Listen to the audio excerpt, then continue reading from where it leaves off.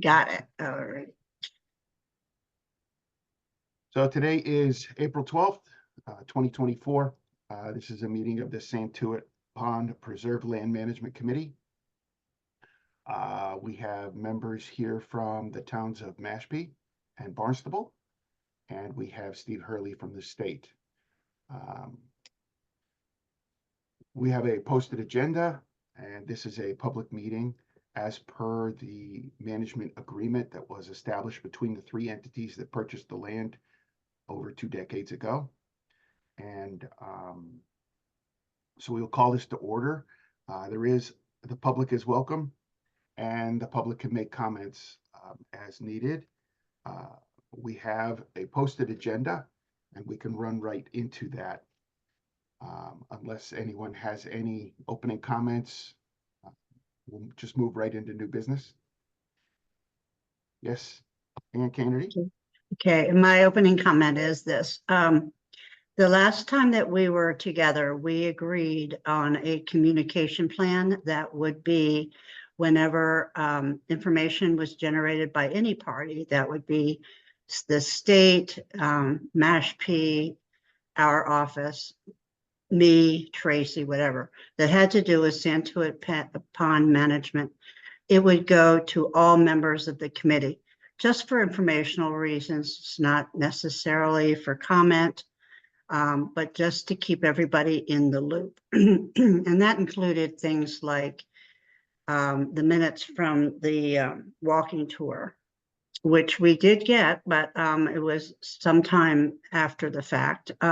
Notice of things like the AmeriCorps work on the pond, on the preserve, and that kind of thing. Mainly because, for instance, Tracy, who is our representative from the Land Preservation Committee, now the Open Space Committee, would have had some information that could have facilitated the AmeriCorps work. And he was not aware that they were going out, so he wouldn't be able to contribute that information. So I think it's helpful to utilize what we had decided to do and to put it into practice. I know that Mashpee has done an awful lot of work out there, and it would be helpful, I think, to all of us to know exactly what they do and when they're doing it. So the fish ladder is a continual issue that's the state's involved in. It would be helpful to know, as you know, as these things are worked out on the state level, that we're all aware of it. Not just David and not just Grace, and maybe not just Mashpee, or, you know, everybody. So I'm hoping that that's what we can do going forward, including the minutes to this meeting. Thank you. I think the expectation here has been that there are 5 members on this management committee. Information will flow through Tracy to be brought back to the Open Space Committee. I think that's the proper conduit, and he can then share that however he sees fit to do. We will enhance that communication level as best we can. They say if you want something done, you give it to a busy person because they figure out a way to get it done. Yeah. Unfortunately, it means that things don't always get done super quick because we've got so many other things that are #1 priority. So I'm not suggesting it should be a directive. I'm not suggesting that Tracy would say, okay, go out and do this. I'm suggesting that if he tells everybody that, I don't know, there's a tree down across the trail, whoever is, you know, anybody could respond, or nobody. But it would be information that would be helpful to, I think, the management process. I feel like we feel, and we're an integral part of this, the Open Space Committee, that we feel a little bit out of the loop. And that's one of our major charges of our committee, is the management of Santuit preservation. So I think we need to be more in the loop, and that includes what the state plans to do, what Mashpee plans to do. And it's just a matter of an email. It's not super work intensive, rather than send me an email and then I turn around and send it to everybody else, let it come from the person that originates it. And we will enhance our communication. That's one of the reasons for meeting today, was to try to identify areas where we can do better. And this is noted that we will try to enhance the communication from all directions. Okay, thanks. That's all I can ask. To that end, one of the first bullets is Land Management Committee member status and appointments. I do want to recommend that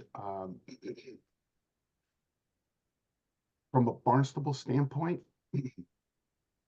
the employee from the town side serves at the pleasure of the town manager. That appointment was made some time ago. We have to check and see if that was actually Chris Ganella. The citizen, according to our own rules, had a 3-year term. And Tracy, I don't know if we've had an official appointment by the town manager of you, as much as you are from the Open Space Committee and you are the designee from there. We probably do need to, just to kind of clean that up, make sure that we get the proper appointment on record with the town manager. I'm not sure how Mashpee chooses to do that. I'm sure it's a Board of Selectmen issue unless it's been delegated down. So we'll let you guys kind of mind your shop. And Steve, you seem to be just de facto the guy from the state. So until that changes. Till October. I'm Yeah. retiring in October, so after that it'll be somebody else. Oh, well, congratulations. Yeah. Do you have a replacement lined up? No, it's all part of the state hiring process, so who knows when it'll happen. You have a new victim that you're going to assign this to? Probably Aaron Best. He's our stewardship biologist. Very good. Well, we'll welcome whomever you send our direction.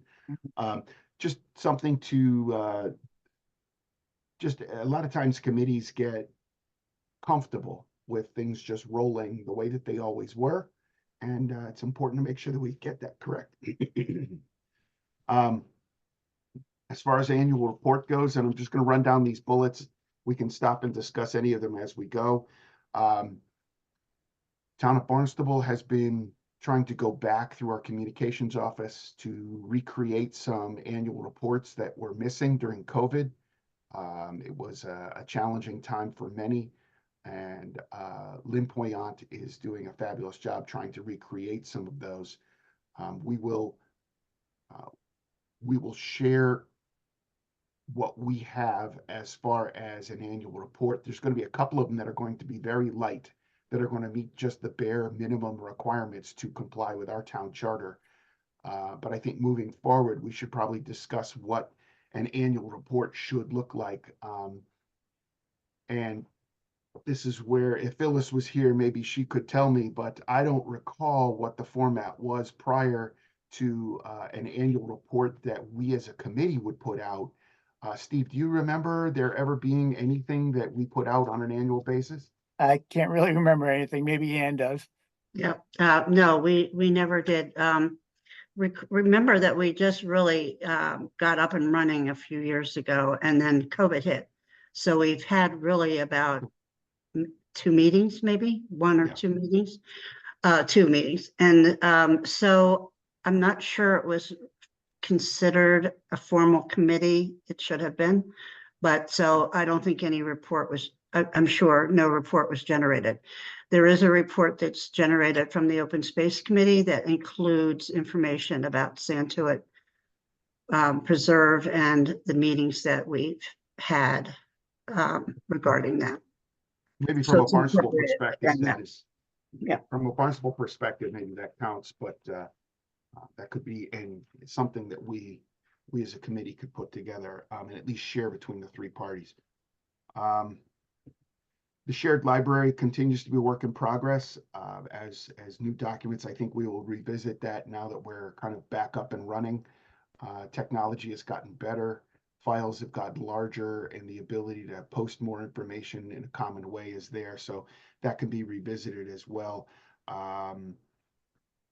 Dan, long ago, it was kind of decided that maybe Mashpee might be the host for a shared library. The idea was that the state and Barnstable would point to the shared library on the Mashpee site so that we didn't have to worry about documents being in three different places. They could only be in one place, and then people could have access to them easily from different places. So we'll have to work on that as an action item to kind of bring that forward, even if it's by small steps.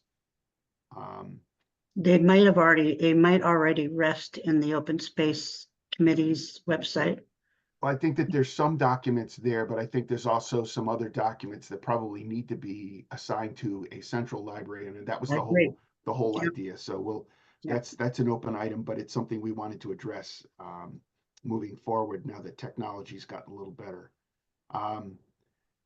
Consistent signage is a much larger issue in Mashpee. I'm not sure if you can provide some direction on this. We have in some cases recognized 4 different systems of marking trails.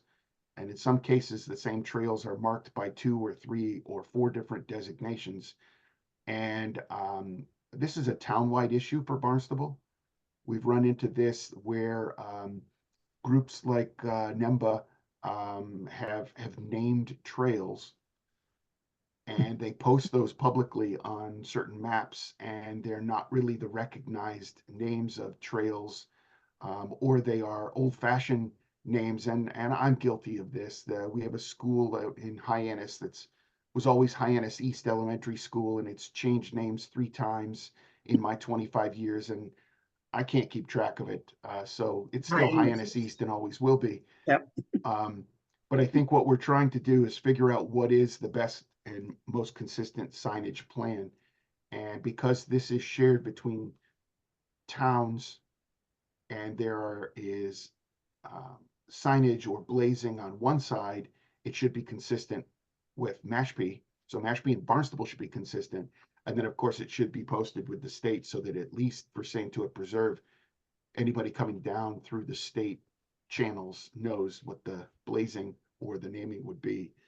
I'm not sure if that's an easy item for us to simply adopt something just for Santuit Pond Preserve and recognize that that's that system, or whether or not we're going to try to really tackle the larger issue, which is where to make something that's consistent throughout Barnstable, and then turn around and then also make it consistent with Mashpee somehow. It's like scraping paint off an old house. How far do you go? And I think that that's been a challenge, and sometimes those challenges are the most difficult ones to get to. It would sound pretty simple. Adopt a plan and just roll it out. And with resources from AmeriCorps, we could probably do that. It's just a matter of whose plan are we going to do? It might be easier to consolidate 5 fire districts than it is to come up with a consistent signage plan for all of our open space here in Barnstable. And if you're not familiar with Barnstable, that's an old joke, standing joke, that we have 5 different fire districts and nobody wants to consolidate them. So No, we've been there, done that. So yeah, exactly. So we did have some tree and pathway maintenance. I know it was referenced earlier that there was some work done by AmeriCorps that Grace helped operate. Now, whether or not the communications level on that was as to where it should have been, let's continue to work forward. But Grace, would you be willing to give just a brief update on what kind of maintenance effort AmeriCorps did?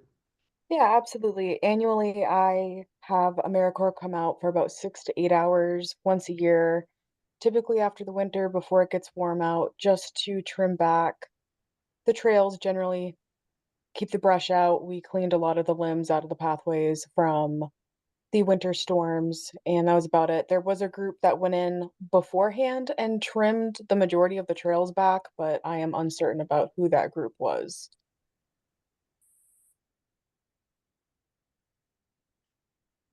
Okay, thank you very much. Tracy, it was kind of thrown out that you knew a little something about that, or there was a coordination effort that could have happened? Do you know anything about that other trail maintenance work that was done? No, okay. I think you're muted, Tracy.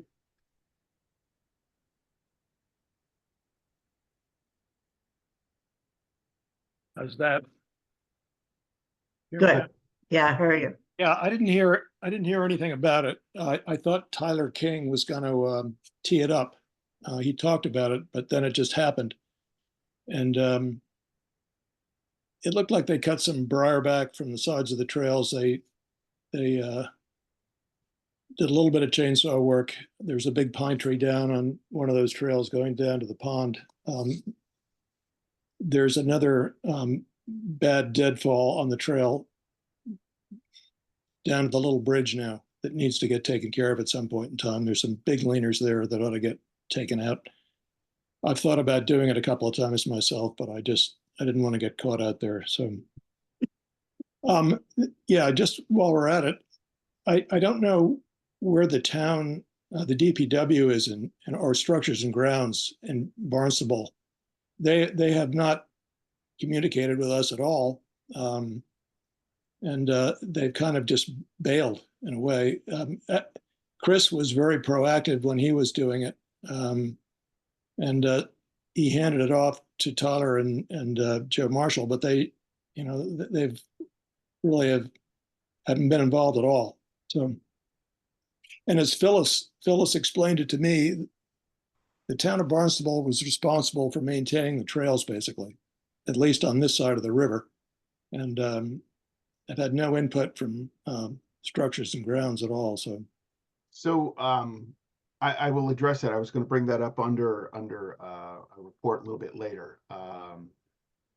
Chris Ganella was promoted up to Director of Community Services and has been doing a fabulous job overseeing our golf operations, our adult community center, the HYCC.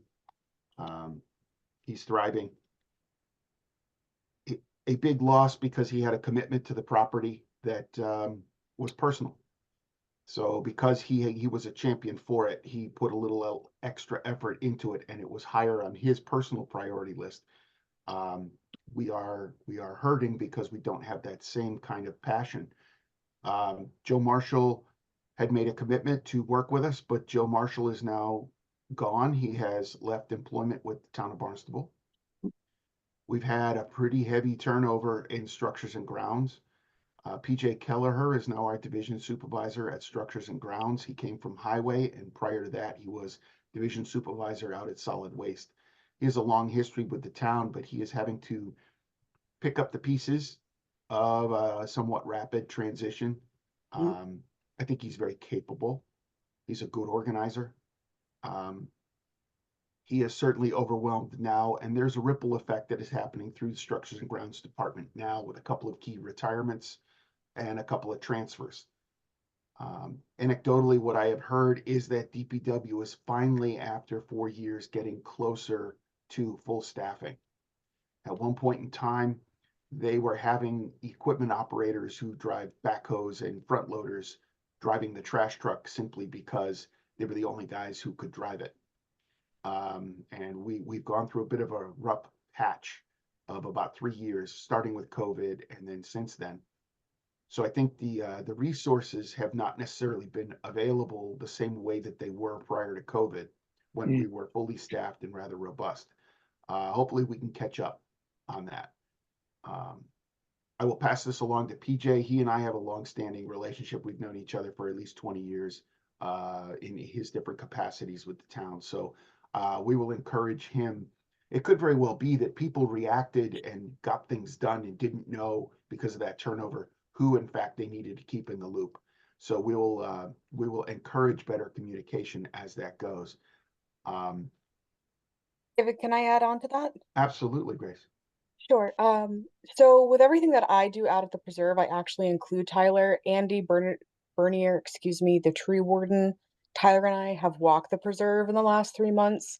Tyler also came out with me during the AmeriCorps maintenance routine maintenance for the trails that we had too. So he is very much involved. I think when it comes to the communication piece, it should flow through the committee because Tyler usually doesn't have time, just because he's pretty much on his own out in a truck. So if it's due to a lack of communication, Tracy, I'm sorry, but I, he and I are always working together and always out there. I do know that the last time that we were together, he mentioned that, and this was in the beginning of March when we were out there, he said that they have been working with the police on closing down some homeless encampments, since that seems to be a popular spot at the moment. That's good to know. Excellent. Again, so if Tracy were to write an email that went through the committee that said there's a tree down here, there's whatever. I take it that we will be adding maybe Tyler to that email chain, and so much like we do report a problem on the website, it just gets in line for things to do. Doesn't mean somebody has to run out and do it right away. But it does put people on notice that there's an issue.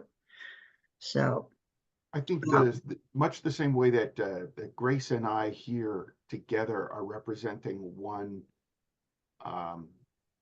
aspect of the town. I mean, to have Tyler be a permanent member of the committee, I don't know if that's necessarily what PJ is envisioning for his role. I think they're going to be the strength. They're going to be the people who go out and do the work, and we need to communicate better with them. So this is on a list of a number of things that we have to discuss with PJ when it comes to how we're going to manage town buildings, town concessions, parking lots, things like that. So what we'll do is we'll come up with a better level of communication and be able to have it flow back through. And again, we'll bring Tracy's on our committee, so we will keep you in the loop as to what's going on, and then expect that you would communicate back through open space. That way we don't have 27 people on an email chain. We'll just keep the critical people in and let that communication flow however it needs to. I think that's much more efficient for all of us, and then having fewer people to report through makes it better. And since we're on tree and pathway maintenance, I think that's a great segue into issues that we are seeing all over town with our open space. I don't know if Mashpee's running into the same. Steve, you might be running into this with the state. Deferred maintenance for tree work has been a huge challenge. We have a number of trees at various places that are much more public than just simply open space that remains static, that we just don't have the resources to be able to get to. And as I sit here and look out my window with a gale warning in place, and I wonder how many more trees are coming down that we're going to have to address without the resources to do that necessarily. I think creative ways to deal with trees that have come down, or patience while it takes a long time for our tree wardens to get through. We've had an open position on our tree crew for better part of a year and a half, and that has been difficult given the way that they have to react to trees across the public way. And we have had a few of those just in my neighborhood, but I know all over. So we are looking to enhance our relationship with AmeriCorps. As recently as yesterday, we were out looking for a replacement, or a 1-year replacement for our office for a specific task. But what we're hoping to do is leverage that. You may or may not know that the town has made available a house that exists out at the Race Lane Farm in Marston's Mills, so that AmeriCorps gets to house 4 of its members there. And the deal is that they are supposed to provide us with direct hours in exchange for the use of that house as a placement. And Grace and I continue to work through the agreements to make sure that we're getting value that's appropriate for the value of the use of that house. it would be, and I think that's one of the reasons why Grace was able to get AmeriCorps out to the Santuit Preserve. And I think we want to build on that, and we want to make use of that kind of parallel way of managing the property. Let's hope that that's the sign of things to come, and we can get more hours out there specifically.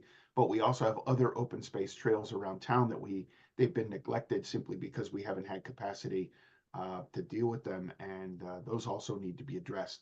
I know Meeting House Farm in West Barnstable, for example, has a number of trees that have blown over and are leaning and pose a bit of a concern for the public, and we're going to be addressing that very shortly. But we have a unique way to kind of deal with that. So tree and pathway maintenance is something that, Tracy, that's great that you've identified that there's a tree. We will definitely have to let DPW know if they don't already know. Is there a way to identify where that one particular one is on some sort of a map or something, and you can send it along so we can put in a work order? Yeah, I could do that. I have one question. When we actually look at the land out there, 90% of it is in Mashpee, in the town of Mashpee, for the most part. And I mean, does the Barnstable tree warden go to Mashpee to cut the tree down? Or No, in Mashpee, I've been doing the tree removal and the trail maintenance myself.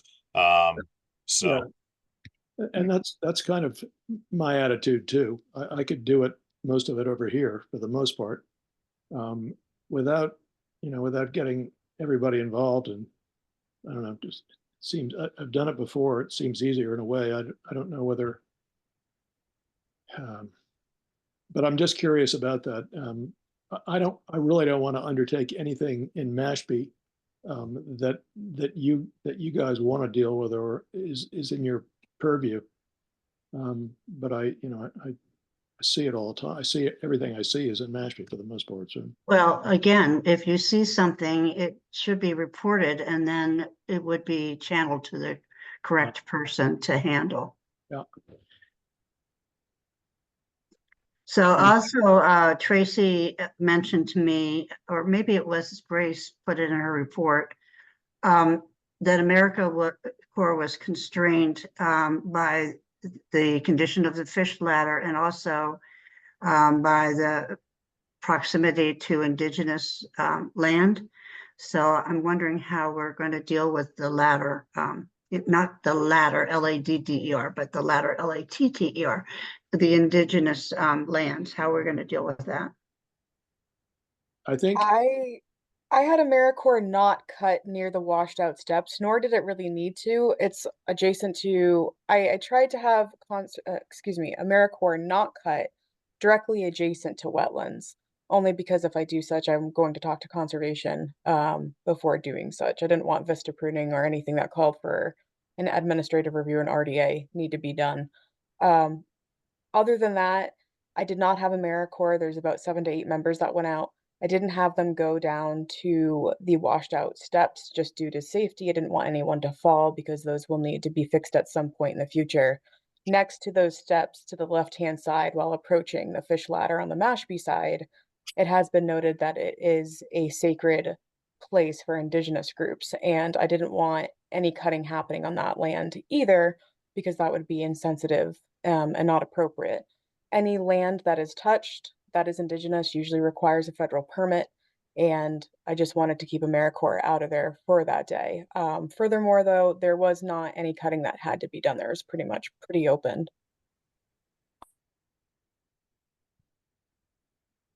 So there's supposedly a another spot that's kind of to the northern side of the lake, but it might be on the Mashpee side that was considered during acquisition an area that I think, Dan, you guys probably have that, and there's not a lot of trails up in that area anyway. That's more of just kind of open space and kind of wild, isn't it? The trail system is lower. now on the northern part, are you talking about the Chop Shake Bog area? Like that very northern part that's right next to Santuit Pond neighborhood? think it might be up in that area, yeah. Yeah, so the Chop Shake Bog area, there's all cranberry bogs out there. There's two old bog houses. One's a pump house and one's a big barn. That's going to be under renovation to be turned into a wetland. The pump house, we're already well into permitting for that. It's been a couple of years now. The pump house itself is going to be removed, and the barn right now is slated to stay, but we will see because I'm having a very large issue there with vandals on a very routine basis, ripping the roof apart, ripping the windows out, all of that. So we'd love to have it stay, but we have to see what the costs are going into the future, or see if there's anything we can do to basically make the building not be able to break into or be used inside at all. With to see the legalities as well. So, but that whole area is going to be renovated into a wetland, and then there'll be a new trail system installed. I can send the PDFs for that out of the proposals as they stand right now as well. It's a fairly large project. There'll be trails that will connect directly to the preserve as well. That backside there's a hollow road is the access there from the back for the car access. So yeah, that is slated to have trails added into it, and part of that will have to be not improving, but adding on to the maintenance aspect of the whole preserve, because it's going to be increased amount of trails. Yep. Always a dilemma, the kind of, if you build it, they will come issue. The more trails that you add, the more you have to maintain, the more they get used, the more people want more trails. In this case, we're kind of optimistic about it, because over at Childs River and those old bogs, the dirt bikers and ATVs would just tear up the middle of it all the time. Now, since the renovation, they just pass by on the main dirt road, which is an old bog road. So they're not tearing anything up. They're not going in the wetlands. So it does not reduce ATV activity, but it restricts them to a very small area, to the point where they seem to just pass through right now. So over there, I have ATV issues. I have been in talks with the neighborhood about it. It's just an issue that's ongoing. So unfortunately, so yeah, that's what we're doing over there. Yeah. On the topic of trails as well, I wanted to touch upon a base. This week, I had to remove a physical 2x12 framed bridge over the Santuit River on Santuit Pond Preserve. So I am not sure who did it. They framed the whole thing out. This is professionally made. This is not just some kids doing it. I have pictures and everything. So I physically removed the bridge out of the river. It is a violation of the Wetland Protection Act and all of that. Obviously, I don't know who it is. But what I'm doing in response is I have contacted conservation within Barnstable and gotten their approval for this. I'm sending an advisory letter out to every single person in Barnstable and on Mashpee on the southern side, from the Santuit River all the way down to Route 28 culvert. Any abutter to the Santuit Pond Preserve or any abutter to the Santuit River is getting an advisory notice about this, and how structures over the river are a violation of the state as well as town local bylaws in both Barnstable as well as Mashpee. As well as some other stuff, just letting them know this can't go on any further. I'll also be looking into it because it is a very active dirt bike road. This is not a trail. They have turned this into a 4-foot wide road that is a straight line from an old abandoned bog down on Route 28. And they are just cranking up that and just going right into the fish ladder, literally. So I'm going to do the best I can to shut that down. I have cameras out there now. It's all posted. The advisory is going out today, but I just want to make sure everyone's aware that this is the second time in 1 month that I have removed a bridge from it. The first time was just 6x6s across the river. So I just picked those up, took them with me. I got a new inventory of 6x6s. Now it's a 500-pound, 12-foot long bridge. So it was not small at all. It's still there. I had to take it apart in pieces because it's just too heavy for myself to bring back to the truck. So I'll be removing the rest of it with my intern this coming Monday. But that's where we're at right now with that.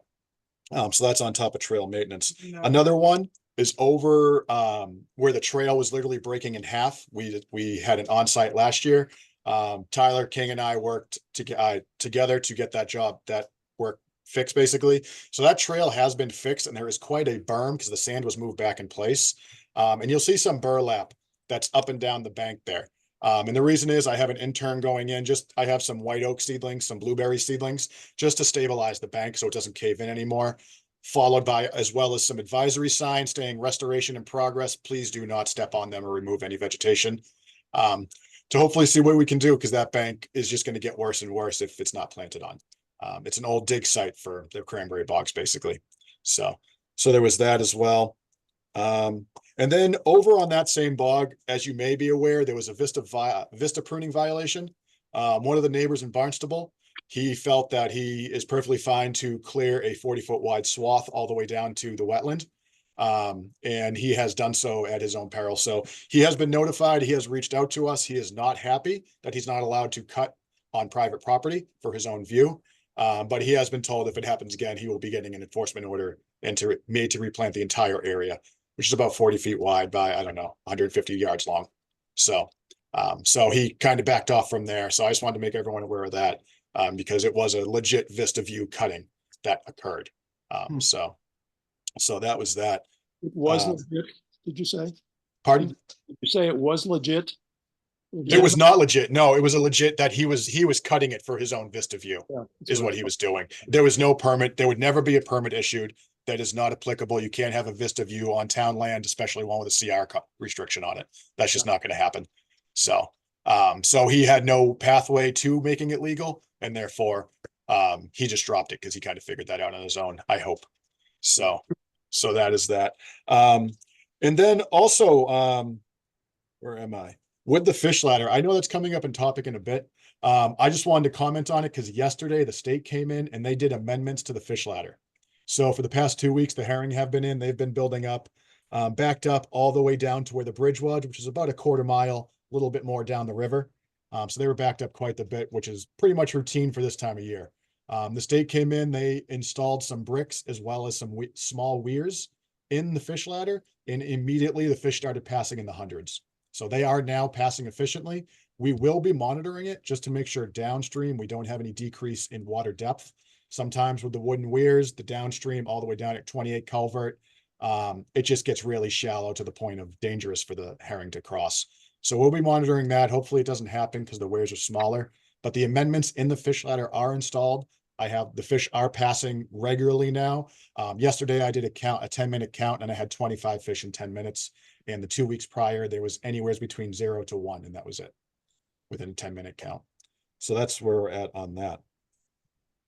Since we're on the subject of the fish ladder, there had been some some conversation at our walkthrough in October that there could potentially be a more robust investment design in either a new fish ladder or one that was next door to it, so that there would be two fixtures, if Yes. that made more sense. Is Yeah. is that still envisioned, or That are is these- still envisioned, but they have not responded on whether they're going to rebuild the ladder, whether they're going to install something inside the ladder, or whether they're going to do a sluway on the side of the ladder.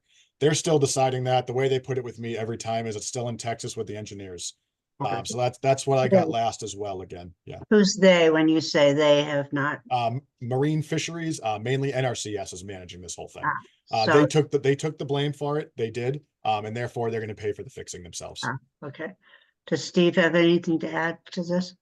It's handled by the Division of Marine Fisheries. I assume it was Ed Clark and Brad possibly out there to do the repairs on the fish ladder, but it's been an ongoing issue, I know. And it's the Federal Natural Conservation Resource Services that's actually going to pay for the improvements to the fish ladder. Good, right, so we're waiting on them, right? Yes. Yeah. The another issue that I've observed down there lately is somebody cut some trees around that flume on the east side of the big bog down there, where it goes down the hill towards Lovell's Pond. Some cutting was done around that. Somebody took a couple of the boards out and was messing around with it. And then on the Santuit Pond side of that bog, that flume is in bad repair. It's just boards, and it's leaking now, and those boards are going to go. Okay, that I have brought up with DPW. We are going to look into having that worked hopefully sooner than later. The idea is that just should go away. There's no reason to have a connection to the pond anymore. I think we can all agree upon that. So I'm working with the DPW and then working with permitting to get it through, just to have it filled and then the boards taken out and just that bank restored to a regular bank with no access to it. We'll just have to look into it a little because I do know there's some muskrat crossing or something there, it seems. So I just want to. It's an otter. An otter. So I just want to make sure all the wildlife is accounted for with whatever happens there. I don't think there'll be any issues, but I'd rather be safe than sorry. That's all. So I was not aware it was leaking though, so that will definitely escalate things. Yeah. Yeah, it's leaking on both ends. Okay. Right. It was leaking that way on our site visit where we did the walkthrough. So the last issue was funding under our bullets on our agenda. I put forward a decision package to request a standing $75,000 budget line for all of our open space in town. Over the past 20 years, we've added thousands of acres, but have not added dedicated budget.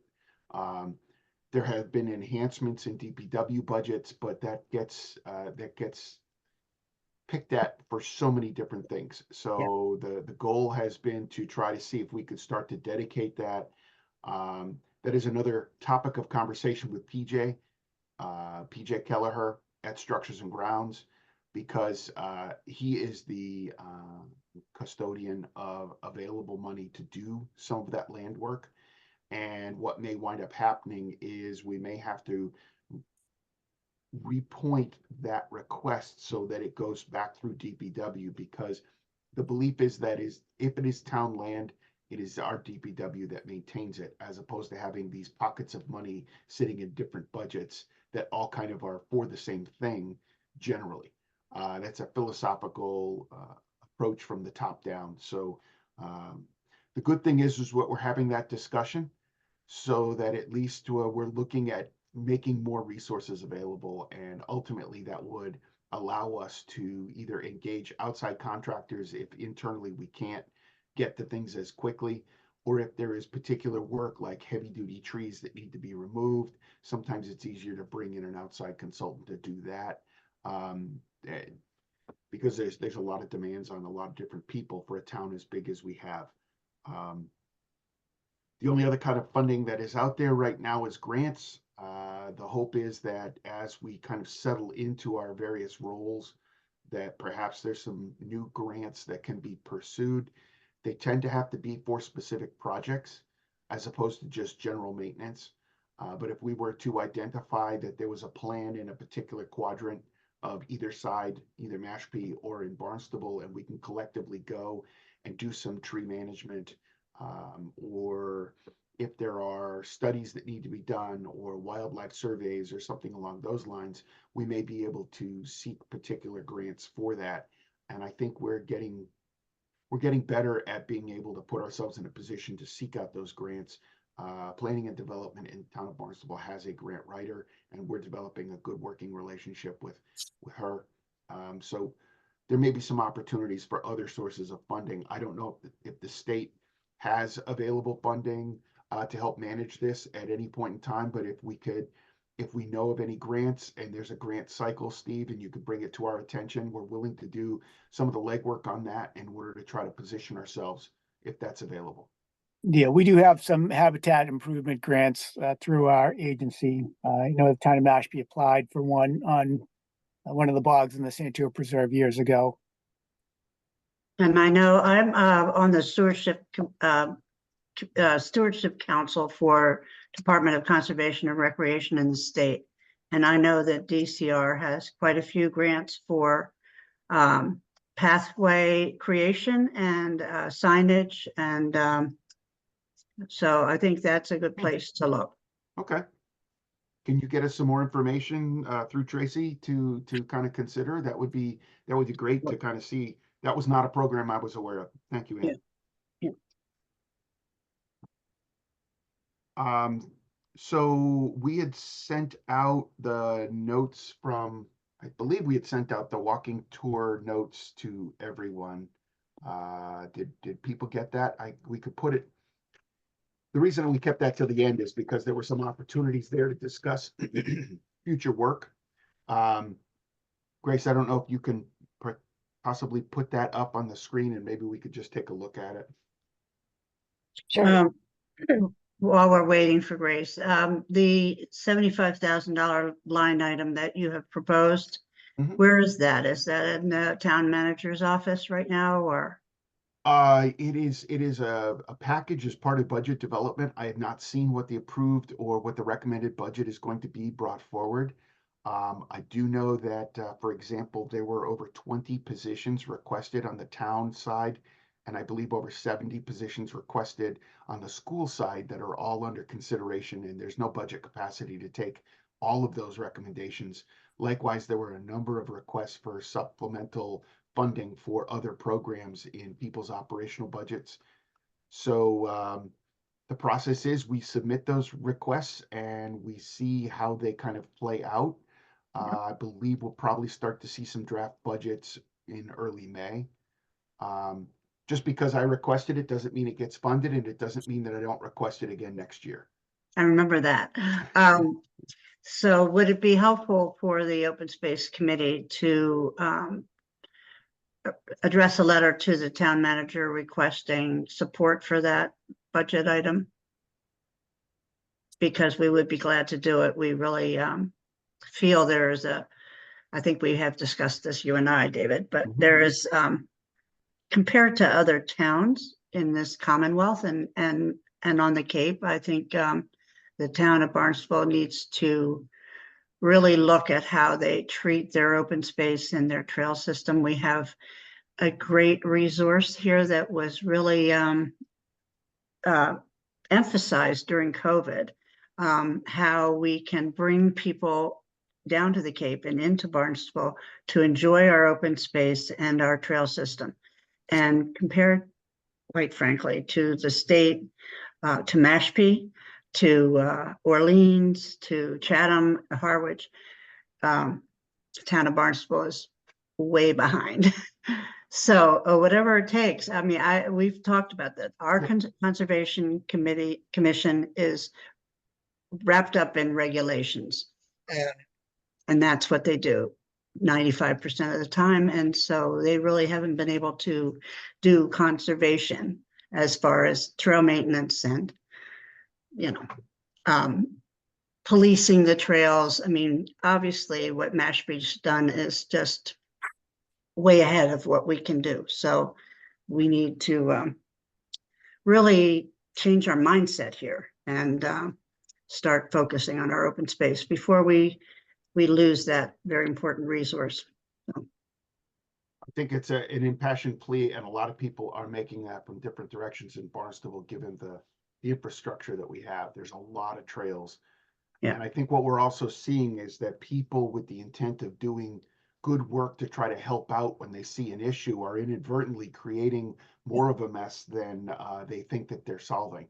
Yeah. And so that alone, to get somebody that would be able to coordinate that as their job, you know, somebody that could work with NIMBA and other groups, because they're, you know, more than just the biking people are, you know, Tracy has offered to do volunteer work. And there are people out there that could volunteer, but we need somebody that can coordinate that. So, you know. the idea of a land steward has been suggested a couple of different times. There's some debate as to whether or not that person would be shared between conservation and asset management, because we have different categories of land. And I've had a lot of discussion, but I don't know if necessarily the progress is going to result in a land steward in the 25 budget, but it's something that I think we as a group, once we get a little momentum going, can encourage. So I think it's gonna be an ongoing discussion, and we'll just have to see what we can do. The budget is always going to present opportunities for a lot of different great ideas, and unfortunately, sometimes great ideas sit for a little while until they get funded. Yeah. And to that point, David, I am working with Barnstable Land Trust as well as AmeriCorps and a few other groups to put together a volunteer land steward programs that will have educational opportunities annually, like workshops about opening trails, closing trails, good conservation, and that hopefully will be put in next year. Kelly and I have been touching base on it back and forth every about 2 to 3 months. So in lieu of having an actual land steward, we are working on this program. Well, Yeah. I think we could also harness the energy of groups like NEMBA, the hard part is, and I remember there was a big debate, and you probably remember back in the 90s, you know, there was this preservation idea out at Sandy Neck, and then there was the Dune Buggy Association that wanted to enjoy the very dunes that we were trying to preserve. And how do you bring those two uses that are seemingly in conflict with each other and make public lands support all the activities that are going to happen out there? And that was just an ongoing debate that you see uh, presented at all kinds of town meeting, even prior to that. So I think that's one of the challenges here, is that putting in trails and having them get heavily used by mountain bikes, by bicycles. I happened to see a group of about 40 of them headed down the U.S. Custom House Trail the other day, and that's a lot of activity. That's pretty intense. And how do you manage that? But at the same time, they were very much involved in the creation of that boardwalk to address a wetlands issue. So how do you balance that energy and direct it, and at the same time recognize that hikers and bird watchers and people who want to have a less impactful hit on land, how do we balance those? It's not a new issue, and I'm not sure we're going to ever be able to solve it. Actually, the Sandy Neck issue was solved by inviting those people to the table. They're very much part of the Sandy Neck board. And we have representatives on the Open Space Committee that are members of NIMBA. And I see it as, this is maybe a little off topic, but you could have dedicated paths just for walkers and not allow bikers on it. And I think that they would respect that, as long as they were able to use other trails. But actually, I walked the one behind Fraser, and I think actually that's in good shape. Yeah. There's been some ATV activity, but beyond that, it's, I don't think the bikes are doing any damage. No, I think what it is Dan will tell you, it's not 95% of the users that are creating problems. It's 5%. And you get somebody who goes in who thinks that they're doing a good thing by cutting back some trails, and it's so close to the water, and then it kills a bush, and then that bush, it degrades a bank, and then all of a sudden we've got a flooding issue, and they thought they were doing a good thing. I don't think it was ever purposeful, but then we've got examples of that all over the place. And then an ATV comes through, and kids drive them, then they grow up, they become adults, they move off Cape, and sometimes the ATV issues drop back down again, but it cycles back up again. We've got a piece of open space across from the DPW headquarters that 10 years ago was a hotbed for motorbikes and ATVs, because quite frankly, there were two families in the neighborhood that had kids that did those activities. So they turned it in their own little dirt bike park. Well, now those kids are in their late 20s and they don't live on the Cape anymore, and there hasn't been an issue for 5 years. They moved to Old Jail. Okay, yeah, they moved somewhere else. But I mean, that's the hard part, is to try to set that up. So I think it's a good discussion. So we'll have to keep that going. I think the idea of a land steward, the concept is great. How it gets applied, how it gets funded, that's really where our discussion needs to kind of be. And if we can come up with a solid program, I think people are receptive to the idea, at least to the idea of considering it. Then it's just a matter of finding funding to make sure that we have it. And who's it going to report to? Does it report to Darcy and Conservation? Does it report to Asset Management through the town manager's office? It all depends on who's going to have oversight of that.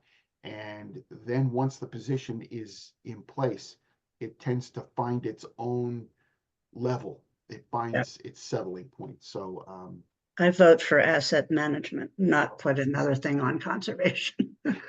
yeah, I feel bad for them sometimes, because I know that they are short-staffed as well, and that seems to be a theme coming out of COVID. So do we want to go through the walking tour minutes? Because it did have some possible future work, and we can have a brief discussion about those ideas, maybe identify a couple of things that are important. So on October 2nd, we met. I tried to capture the key players. I know we had some other folks who were there.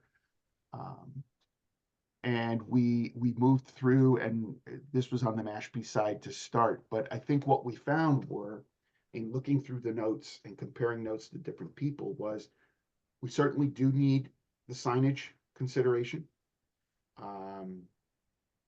We want there to be consistency. That is a much bigger issue, and I think it's going to start with an inventory of what's there. Maybe we can leverage some AmeriCorps people, or Tracy, if there's a way that we can get a group of people who are volunteers who can work together to kind of go and do an inventory of Santuit. It's a lot to ask one person to do a full inventory of all of that land. But I'm open to suggestions if you think that there's a way to do that. I don't know if it makes sense to try to do a signage inventory day, and we just get a bunch of volunteers out there and have them combine their notes, and then we get that snapshot in time in order to come up with a future plan. Do you have any thoughts on that, Tracy? I haven't thought it through. I mean, I know the ground so well that I don't think signs, to be honest with you. I think on the Barnstable side, there probably ought to be something at the trailhead there, the way Mashpee does on 130. And you are guided kind of naturally to the fish ladder, and there is a sign on the bog pointing you in that direction. Other than that, the trails are blazed. I'm not sure where people would be directed, frankly, as to, you know, I don't know what you're directing them toward. Well, I'm not sure what the signs would consist of. That's what I'm saying, I guess, David. So I think sometimes it's nomenclature. I think the idea of blazing and trail names, and whether or not that's an official sign or not, it can mean three different things. I mean, if we're going to just do a blue blaze on certain trees to kind of indicate that there's a blue trail, that's one level of signage, if you will. But whether or not they need to be, 8.5 by 11 made out of metal that have words on them or number designations, I don't know. I gotta hop into another meeting, so we'll be in touch. Okay, Bye, Steve. Thanks, It's nice Steve. to Bye now. see you. Isn't there a universal symbols, trail symbols that are used by everybody? I mean, there is a hiking group that has, I remember in our discussion at Open Space that we talked about this a little bit, and there are universal signs. So like certain things mean certain things everywhere you go. It's not different from town to town.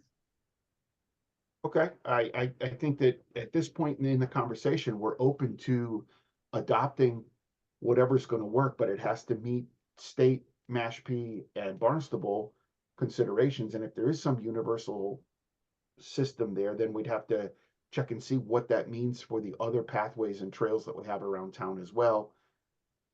Once we make the decision, then we got to decide, how do you adjust everything to that universality? And you'd have to get all the different groups to kind of buy in. Doable, but Dan, do you have any input on this one?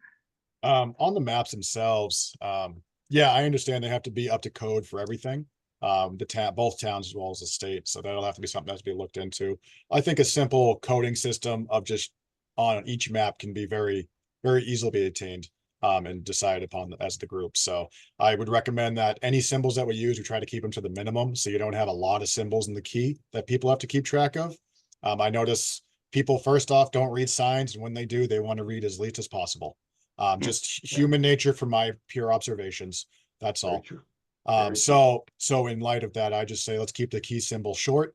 Let's keep it very, very common and very plain for all uniform. I mean, for all the properties. Mashpee, we're open to anything. I have been updating properties, property maps, Santuit Pond Preserve. The first week I started at the Santuit Pond Preserve parking lot on Main Street in Mashpee, I put a sign up. It's a 3-foot tall by 2-foot wide sign. It's a dye-bond sign, so it's all weather. If anybody wants to graffiti it, I can just take rubbing out hand sanitizer on a paper towel and wipe it right off in one swipe. So it's very easy to maintain. It was $135 for one sign.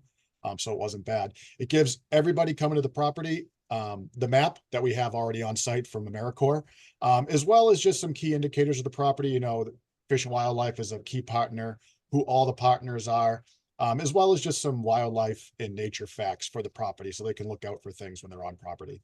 That's how I've been going about with the signs, and I've been instituting it on other properties throughout town. So I have quite the sign budget for the year. Part of that is, I think a good thing for the signs would be if we have actual 4x4 posts at major intersections with an actual map on it.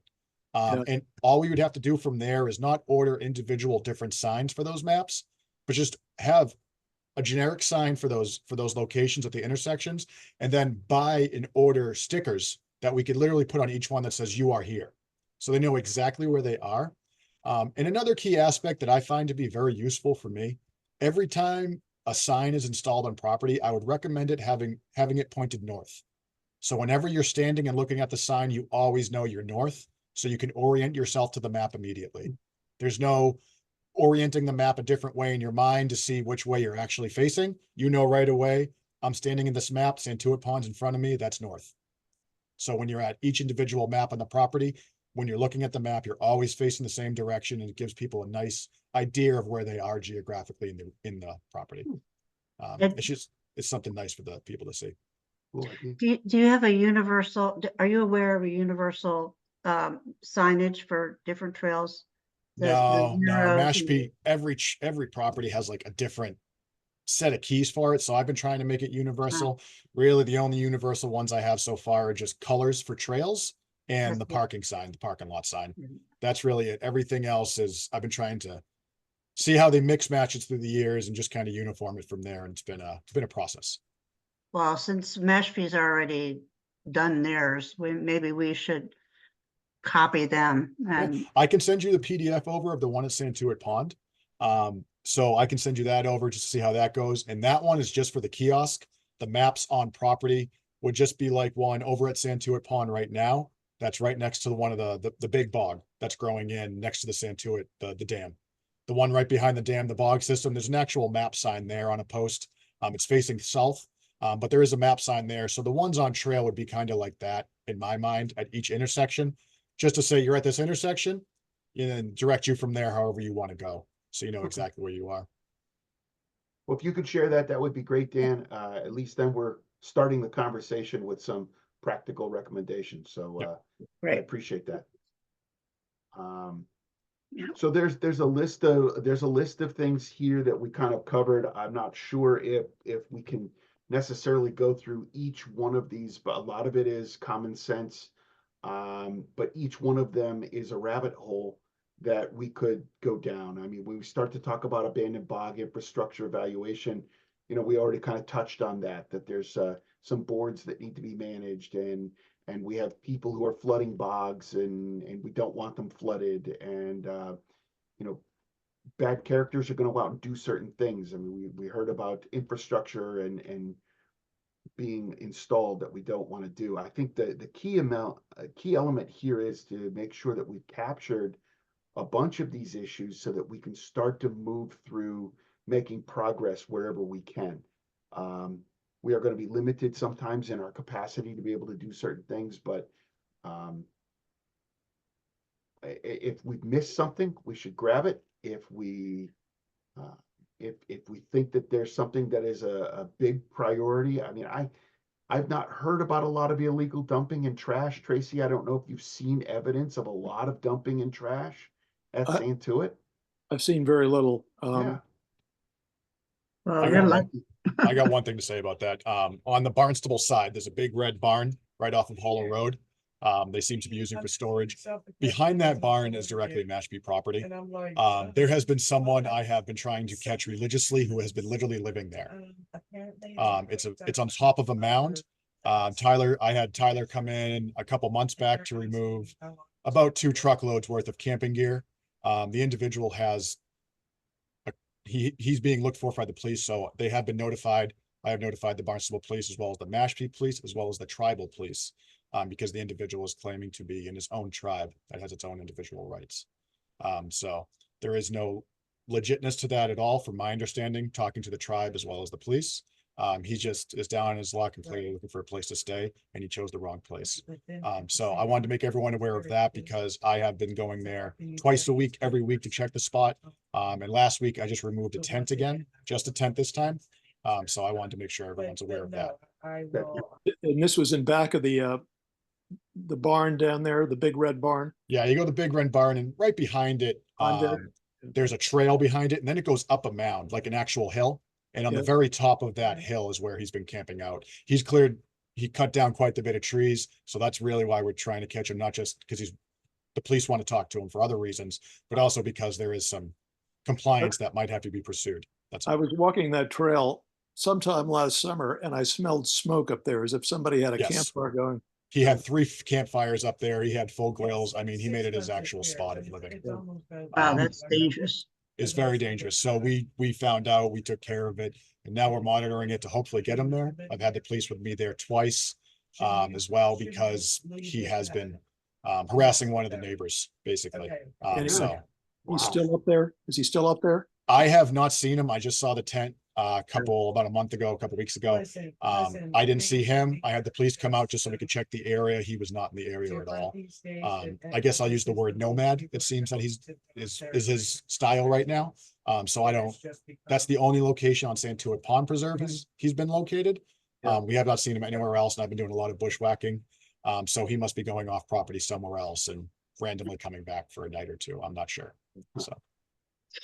I see on this list concern about bridge raised by private citizen. Is that the same bridge as you were talking about, That Dan? I'm not too sure. I found this bridge on my own. I did not have any reports about it. I Well, just came by it. if you look further down, we assessed the large bridge that that Structures and Grounds had put in that replaced that the one that was made out of Yeah, well, that would be totally. train rails Yeah. and Which and make- picket fence that was pretty dangerous. So Grace, I don't know if you can scroll down a little bit there. I think I included a photo of it. Oh, on the back, I see. Yeah, Yeah. so we actually then went from that there day and on, we stood on that bridge. That one's in really good shape. So I'm thinking they might have been referring to that temporary bridge, Dan, that you've already removed for a second time. Okay. Okay. And there is notices posted out Okay. there All right, thank you. and cameras. So they'll note that right away that we are aware of it now. Yes. Good. So included on the on this report were some ideas and action items. Some of these could be projects that we might be able to do with AmeriCorps. For example, doing an inventory of plants on site, of wildlife, doing an assessment along those lines. Sometimes those are nice, tight little packages that that AmeriCorps likes to have for their placements. So we might be able to build on that. I don't even know if it makes sense to even do print and distribute brochures anymore. I mean, we're moving so electronic that in another 10 years, I think everything's going to be electronic on a phone in your pocket. So up to that. Kiosks are helpful, though. What's that? The kiosk is helpful, though. Yep. So I think there are opportunities here for enhancement. Obviously, every time you build something and do an enhancement, you then have to maintain it. So we want to be careful that we don't overdo it to a point where we can't possibly maintain it at a certain standard. I know years ago, Tom Mullen was a force in helping to create and maintain pathways, and he got older and older and less capable of being able to do it as a volunteer. And we've seen it with Phyllis. I mean, in her heyday, she was there all the time, and Well, now you got Tracy. now we got Tracy. Yeah. Great, and we are very appreciative of that. On the subject of fines, we have had to rely on conservation and their standing. And again, Tracy, you brought up a good point. 90% of the land is in Mashpee, so unfortunately, Mashpee seems to be the one who's dealing with that right now. I don't know if we ever want to tease that out, because as an entity, as a management committee, I don't know if we would ever be a finable or a committee that could issue fines, although it is envisioned in the management plan for that. So it's something to think about. But I guess I'm wondering, where do we as a management group want to go from here? We've got summer coming up. We know that there's some opportunities for some things. Dan, you're working on some things. Tracy, you know, you're out there quite a bit. You've seen some trees that need to be dealt with. We still have an erosion issue, but we don't necessarily have a plan to correct it. We know that the fish ladder is an issue, but that's being dealt with by a third party. Do we want to try to pick one or two objectives for the next 6 months or a year to really kind of make that our focus? And what do you think those should be? And this is kind of an open discussion to the members of the group. I think it's very nice to go out and do inventories of plants and animals, but what we really need out here is some maintenance. And so the only thing I can think of that an inventory would be helpful with is grants. That you could make the argument that we need to do this, so and so, we have to do this because of the otter, or you know, whatever plant that we're trying to preserve. That's the only thing I can think of that type of study would help us with. Mhm. So I think you ought to focus on your tree removal and your you know, the restoration of the fish ladder and the erosion issue. Those things are more immediate and I think should be addressed. And if you have access to AmeriCorps, they can do a lot of that. I One, think they're based on yesterday. They are campaigning to try to fill the next class, which starts on September 1st. Traditionally, they have 24 slots. They are seeking 20 this year, and I don't know if that is a limitation in funds or if it is just housing. But they're going to have a few less people. We are going to be applying for placement for some AmeriCorps people, but then they have projects that they put into their pipeline as group projects. So placements are very specific for individuals, and they try to match up key talents. So things like doing inventory, things like assisting with tree planting because of a grant that the town received or something like that. That's what the placements are for.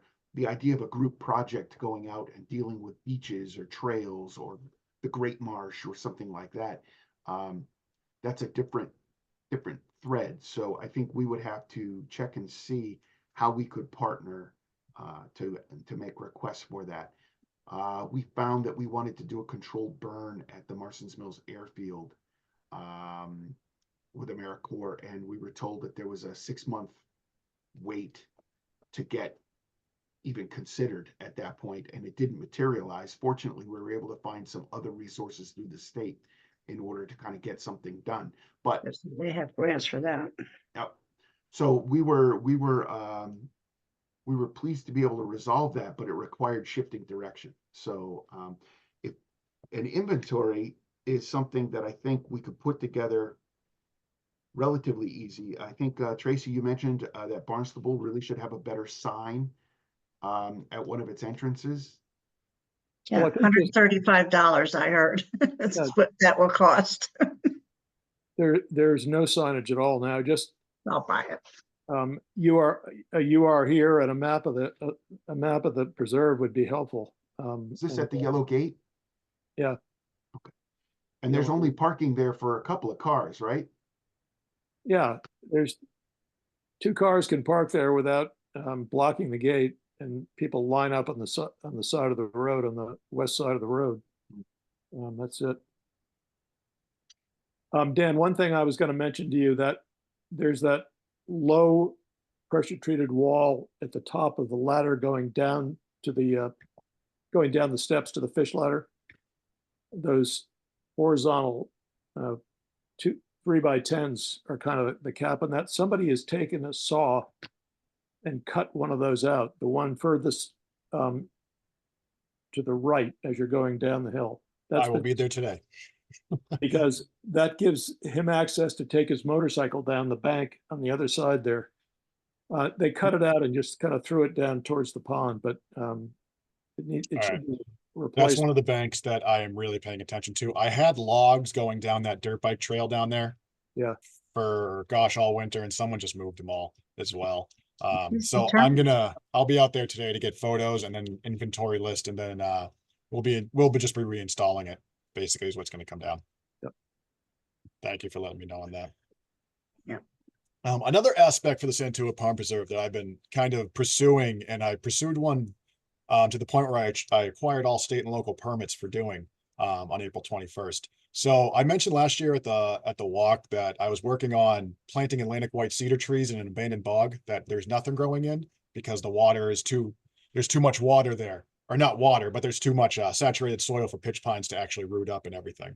So it's kind of just a bare area.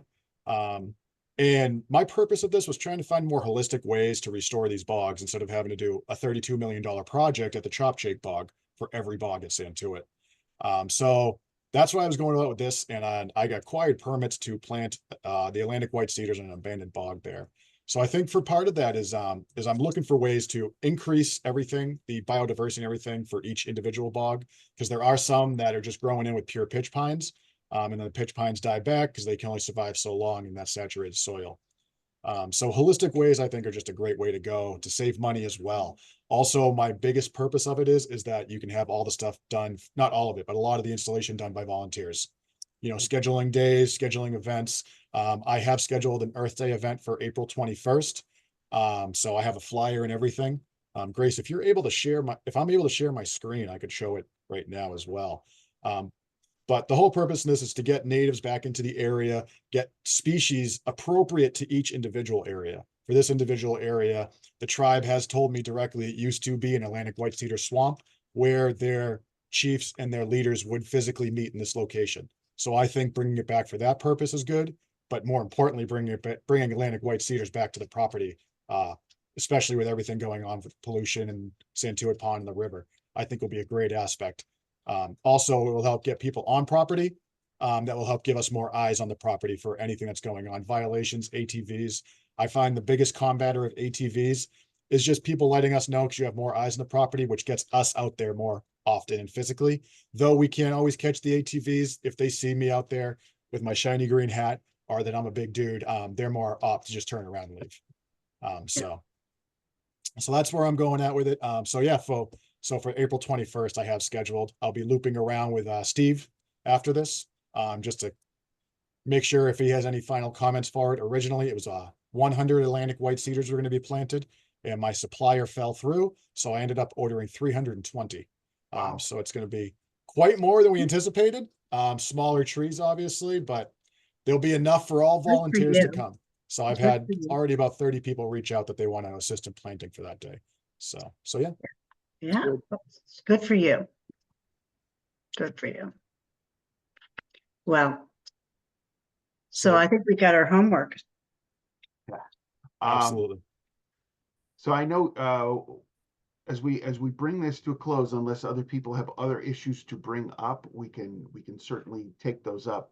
I just wanted to bring up one thing. Okay.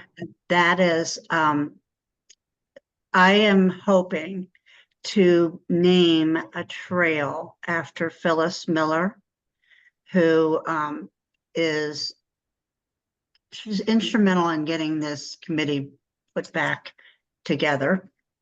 And she has been a faithful steward of Santuit for years and years. She's Tracy's predecessor. I have talked to the town manager about it, and I've talked to David about it. Now, my hang up right now is Phyllis is very modest and very humble and isn't a big fan of having a trail named after her. But you know what? I'm going to do it anyway. So I'm taking her out to dinner and going to smooze her a little bit and see if I can get her to agree. She didn't want to be Citizen of the Year. She didn't want, she's said no to everything that's ever any accolade that's ever been given to her, but eventually she caves. So I'm hoping that she'll cave, but, so I'll Would let it- you know. Would it make sense, and this just a thought, we occasionally need to put boulders out for, traffic control. Yep, Sometimes people go around. Um, could we, could we discuss maybe at the entrance, where we need a sign, that yeah, perhaps we could put just a boulder with something very simple that just kind of honored her instead of there being a trail name? yeah, Because that would be great. I think the idea of naming a trail after someone, now we're introducing another way of describing a trail that may not Yeah. necessarily mesh with, Okay. but I think that, and the symbolism of Phyllis Miller kind of being the rock that kind of kept things going Yes, should not be lost.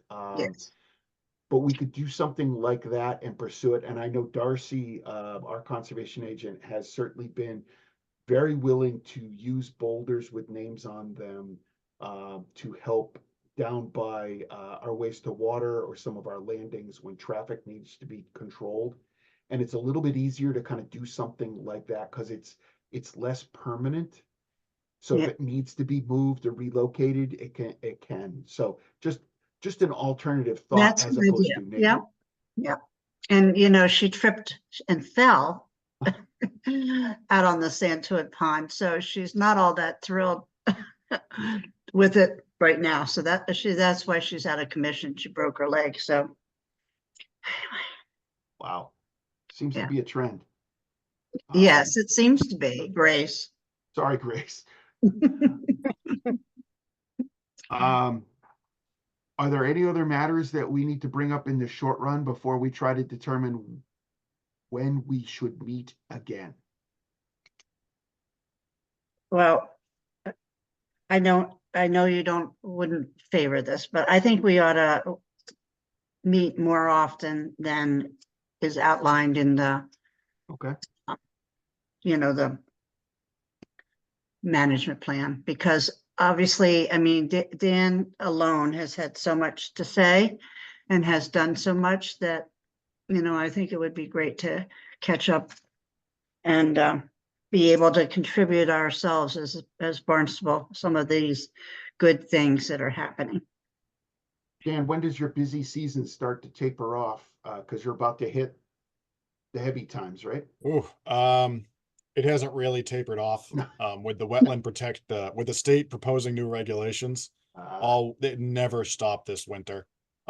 It just never stopped. Everyone heard they were proposing stuff, so now we have, I don't know, between 10 to 14 hearings per hearing night.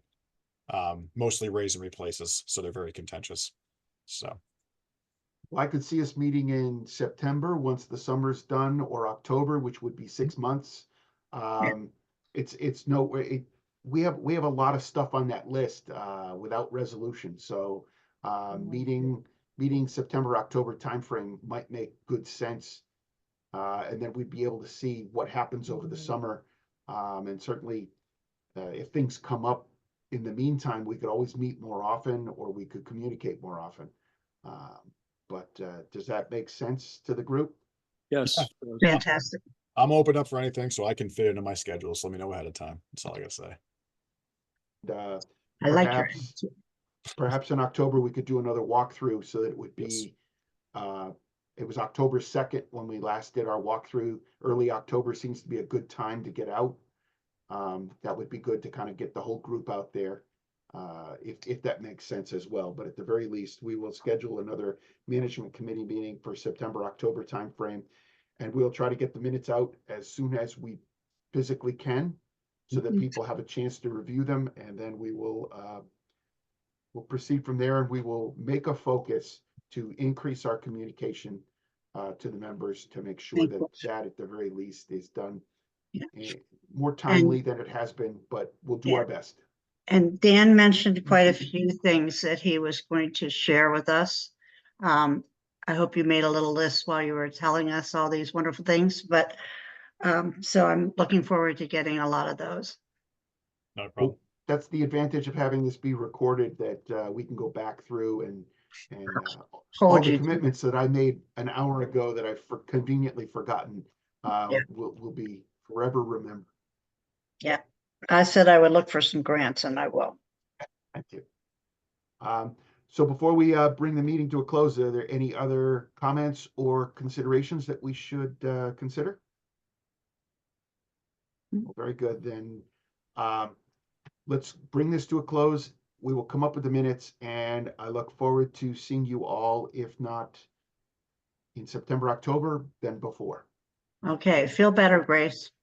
Thank you. You'll have to vote to adjourn. Sorry, just a open Okay. meeting law Then No. we will, standard. Hmm. can someone move to adjourn? I'll make a motion to adjourn. Second. All in favor? Here. Aye, Aye. Okay, very good. thank Thank you. you. Bye. Have a great Have one, good everyone. day. Bye. Thank you very much. Good job, Dan. Thank you.